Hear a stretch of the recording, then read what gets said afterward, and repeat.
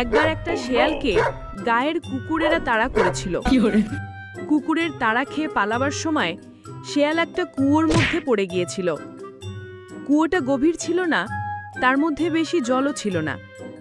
তবু অনেক চেষ্টা করেও শেয়াল কুয়ো থেকে উঠে আসতে পারল না। এমন সময় একটা বুড়ো ছাগল কুয়োর কাছে এলো। সে কুয়োর মধ্যে শেয়ালকে দেখতে পেয়ে জিজ্ঞাসা করল, ওখানে কি করছো ভাই? কুয়োর জল খাচ্ছি। এমন চমৎকার জল এদেশে আর নেই, এসে খেয়ে দেখতে পারো।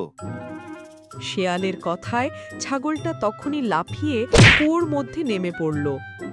শেয়ালের এই সুযোগ। সে ছাগলের পিঠে দাঁড়িয়ে কোনো রকমে কুয়ো থেকে ওপরে উঠে এলো। বোকা ছাগল কুয়োর মধ্যেই পড়ে থাকল। বনে চলে যাওয়ার আগে শেয়াল হতভাগ্য ছাগলটাকে উপদেশ দিল, ভাই, ভবিষ্যতে কোনো কাজ করা লাগে পরিণামটা ভেবে নিও।